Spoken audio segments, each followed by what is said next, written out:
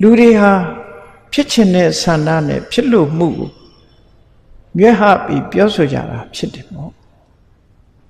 တော့ဘုန်းကြီးတို့တွေကိုယ်လည်းစဉ်းစားကြည့်ဘာဖြစ်ချင်ကြတာတော့မြတ်စွာဘုရားရဲ့အဆုံးအမသာသနာတော်နဲ့တွေ့တဲ့အခါမှာဘယ်လိုဘဝမျိုးဖြစ်ချင်တာလဲလို့တမန်အဖြစ်မေးကြည့်မယ်ဆိုရင်တော်တော်များများကဝေဝါးဝါပဲရှိတယ်နော်ကိုဖြစ်ချင်တာတွေကများနေလို့ဝေဝါးတယ်လို့ပြောတာဖြစ်ချင်တာကိုတစ်ခုတည်းမဟုတ်ပဲနဲ့ဟိုကလည်းဖြစ်ချင်ဒါလည်းဖြစ်ချင်ဆိုအကုန်လုံးတော့ဖြစ်မှာမဟုတ်ဘူးဥတည်ချက်တစ်ခုတော့ရှိရမှာဖြစ်တယ်အဲ့ဒါလို့ဥတည်ချက်တစ်ခုပဲတည်းမလုပ်ဖဲနဲ့ဝေဝါးနေတယ်တွေးဝေးနေတယ်ဆိုရင်တော့ထူးခြားတဲ့အနေအထားတစ်ခုရရှိမှာမဟုတ်ဘူးဒါလည်းကိုယ့်ကိုခုချိန်မှာဆုံးဖြတ်ပြီးတော့ပြတ်သားတဲ့အမြင်တစ်ခုချမှတ်ထားဖို့လိုအပ်တယ်ဘာဖြစ်ချင်သလဲဆိုမြတ်စွာဘုရားရဲ့သာသနာတော်နဲ့တွေ့နေပြီဖြစ်နိုင်တဲ့ကုသိုလ်ကောင်းမှုတွေကိုလုပ်ခွင့်ရနေပြီကိုဘာဖြစ်ချင်သလဲဆိုတဲ့အပေါ်မှာမူတည်ပြီးတော့ဖြစ်ရမှာဖြစ်တယ်သူဆိုတာစိတ်ဆန္ဒနဲ့နေကြတာပဲဖြစ်တယ်နော်နေ့စဉ်ဘဝဒီဘဝမှာတည်းပဲဟုတ်လားကုံတဲ့ပွဲစားဖြစ်ချင်တာလားတထေးတကြီးပဲဖြစ်ချင်တာလားပါဠိမန်အမတ်ဖြစ်ချင်တာလားဝန်ကြီးချုပ်ဖြစ်ချင်တာလားနော်သမ္မတဖြစ်ချင်တာလားတခုခုတော့ရှိရနော်ကိုဖြစ်ချင်တဲ့ရွေချက်တခုရှိအဲ့ဒါလို့ဖြစ်ချင်တဲ့အရာတခုကိုလုပ်ချင်တဲ့အရာတခုတတ်တတ်မှတ်မှတ်ဥတည်ချက်ထားပြီးကြိုးစားမယ်ဆိုရင်ထူးချွန်ထက်မြက်တဲ့ပုဂ္ဂိုလ်ဖြစ်နိုင်အဲ့ဒါလို့မဟုတ်ဘဲနဲ့မိစဉ်ကြည့်ကားမယ်ဆိုတဲ့လူကတော့မိပဲစောင့်ကြည့်နေပြီတော့နော်ဟိုကတီဂျိုကကွယ်လာတဲ့အခါမှာကလို့ရမှာကိုယ့်အကိုပြတ်သားမှုမရှိသည့်အတွက်ကြောင့်ဘာဖြစ်ချင်မှလည်းမသိဘူးဘာလုပ်ရမှလည်းမသိပဲနဲ့တွေးဝေးနေတာမျိုးတွေဖြစ်တတ်တယ်ဒါကြောင့်မို့ရှင်းရှင်းလင်းလင်းပြတ်ပြတ်သားသားကိုဘာဖြစ်ချင်တယ်ဆိုတာကိုဥတည်ချက်တစ်ခုထားဖို့လိုအပ်တယ်ဒီဘဝမှာဥတည်ချက်တစ်ခုထားပြီးပြတ်ပြတ်သားသားအလုံးလုံးသလိုနောင်လာမယ့်ဘဝတွေမှာလည်းပဲဥတည်ချက်ပြတ်သားဖို့လိုအပ်တယ်ဒါကတော့အရေးကြီးတယ်စန္ဒာဓိပတိဆိုဖြစ်လို့တဲ့စန္ဒာဟာကိုယ့်ကိုလွှမ်းမိုးထားတဲ့အနေထားမျိုးရှိဖို့လိုအခုဒီအမျိုးကောင်းသားကတော့သာသနာတော်မှာဒေဝတာပိယဆိုတဲ့နတ်တွေရဲ့ချစ်ခင်မြတ်နိုးမှုကိုအရရှိဆုံးယဟန်တစ်ပါးကိုအားကြပြီးသူဟာအဲ့ဒီယဟန်လို့ဖြစ်ချင်တယ်လို့ဆိုတာပြတ်ပြတ်သားသားသူဟာဆုံးဖြတ်ချက်ချလိုက်တယ်အဲ့ဒါနဲ့ကုသိုလ်ကောင်းမှုလုပ်တိုင်းဒီဘဝကိုမျှော်လင့်နေပေါ့အဲ့ဒီလိုနဲ့ဘဝဆိုတာတစ်ခုတည်းနဲ့မပြီးဘူးတန်တရားထဲမှာဆက်ပြီးတော့ခီးလျှောက်ကြရအောင်မှာဖြစ်တယ်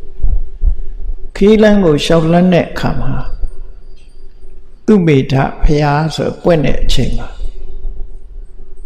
ထိုသူမိထဖျားကိုသူဟာဖျားပွင့်တော်မူတဲ့ခေတ်ကိုရောက်တော့လဲပဲဘုန်းကြီးတို့တွေအခုဂေါရမဘုရားရဲ့သာသနာတော်နဲ့ကြုံတော်လဲဂေါရမဗုဒ္ဓပြိဋိဘံစံသွားပြီးမှလူဖြစ်ကြတာကိုသူလည်းပဲသူမိထဘုရားပြိဋိဘံစံသွားတဲ့အခါမှာအဲ့ဒီကြမှာသူကလူလာဖြစ်တယ်ဘုရားနဲ့မတွေ့လိုက်ရပဲနဲ့တိတ်ပြီးလွဲသွားတယ်လို့ခေါ်တာပေါ့သို့တော်လည်းအခုဘုန်းကြီးတို့တွေဂေါရမဗုဒ္ဓရဲ့စေတီပထိုးတွေကိုတမြတ်တနိုးကိုးကွယ်ခွင့်ရကြသလိုသူဟာလည်းပဲသူမိတာဗုဒ္ဓပြိဋိဘံစံသွားတာဖြစ်သောကြောင့်ထိုသူမိတာဘုရားရဲ့စေတီပထိုးကိုမြတ်မြတ်နိုးနိုးပူဇော်ကိုးကွယ်ခဲ့ရတဲ့ပုဂ္ဂိုလ်ဖြစ်တယ်ပေါ့အေးဘုရားရဲ့တပည့်တာဝကတန်ဃာတွေဟာသာသနာမှာရှိနေသည့်အတွက်ကြောင့်တန်ဃာတွေကိုလည်းပဲပူဇော်ခွင့်ရတယ်စေတီပထိုးကိုပူဇော်ခွင့်ရတယ်တန်ဃာတွေကိုပူဇော်ခွင့်ရတယ်ဆိုတဲ့ ဒီကုသိုလ်ကောင်းမှုနှစ်ခုသူကကြိုးစားပြီးတော့လုပ်တယ်နော်ကြိုးစားပြီးတော့လုပ်တယ်အဲ့ဒါလို့ကြိုးစားလုပ်တော့ဒီကုသိုလ်ကောင်းမှုရဲ့အကျိုးဆက်အနေနဲ့လူပြည်ဖြစ်လိုက်နတ်ပြည်ဖြစ်လိုက်တန်တရားဆိုတာတော့သွားနေရမှာပဲလူတိုင်းဟာဘဝတစ်ခုတည်းနဲ့ယက်တည်လို့ရတာမဟုတ်ဘူးဘုန်းကြီးတို့တွေဟာနေ့စဉ်နဲ့မျှအသက်ကကြီးတဲ့ကြီးလာတယ်နောက်ဆုံးကြလို့ရှင်သက်စေတဲ့အခါမှာသိဆုံးသွားပြီနောက်ဘဝတစ်ခုဆက်ကြပြန်ဒီလိုတန်တရားမှာမွေးလိုက်သေလိုက်မွေးလိုက်သေလိုက်နဲ့သွားကြတယ်တဲ့ကိုလှုပ်တဲ့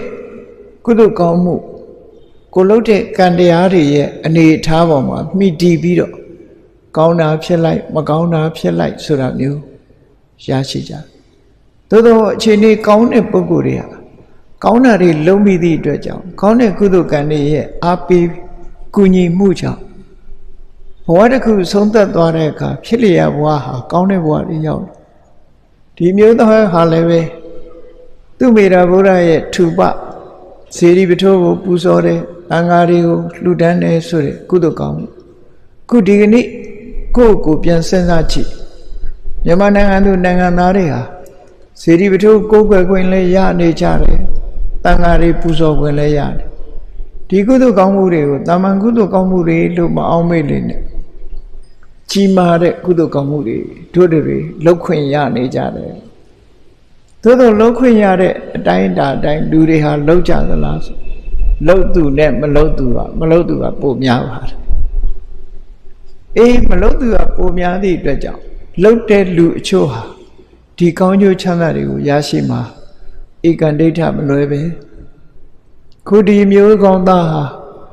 ဒီလိုထူပပူဇာတန်ခါပူဇာကုသိုလ်ကောင်းမှုတွေကိုပြုလုပ်ခဲ့သည့်အတွက်ကြောင့်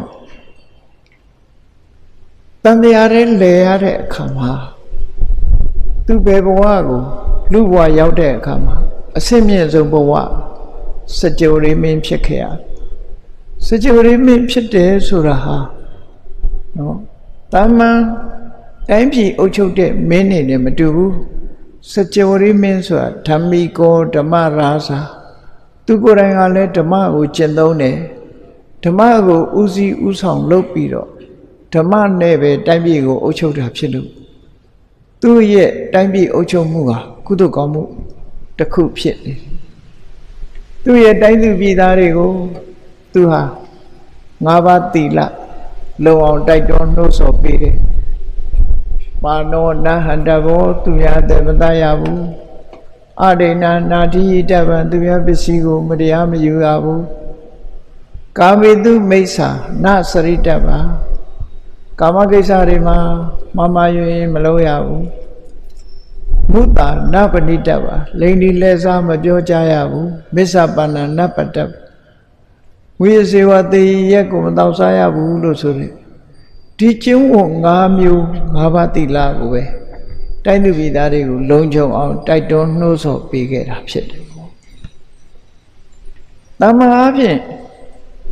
ခုနတရားပွဲအစမှာအလုံးဆိုလိုက်ကြတယ်၅ပါးသီလစောင့်တည်လိုက်ကြ။တမန်အားဖြင့်တော့ထုံးစံတိုင်းပဲတို့ဒီလိုပဲစောင့်တည်ကြတာလို့ဒီလိုစိတ်ထဲမှာမထားကြဖို့စောင့်တည်လိုက်တဲ့အချိန်မှာအလေးနဲ့ထားဖို့အဲ့ဒီလိုလေးနဲ့ထားတဲ့ကုသိုလ်ဟာနေတဲ့ကုသိုလ်မဟုတ်ဘူးဖြစ်လျက်ဘဝမှာအသက်ရှင်မယ်ဖြစ်လျက်ဘဝမှာပစ္စည်းဥစ္စာကြွယ်ဝချမ်းသာတယ်ဂုဏ်သိက္ခာရှိတယ်အစွတ်စွဲမခံရဘူးအသိဉာဏ်ထက်မြက်တဲ့ပုဂ္ဂိုလ်ဖြစ်တယ်ဆိုလူဘဝမှာအစင်တန်းမြင့်ဖြစ်စေတဲ့ပုဂ္ဂိုလ်အေးနတ်ဘဝရောက်လို့ရှိရင်လည်းအစင်တန်းမြင့်တဲ့နတ်မျိုးဖြစ်ရ၅ပါးသီလရဲ့အကျိုးကဒီဘဝမှာတည်းပဲလက်တွေ့ခံစားရ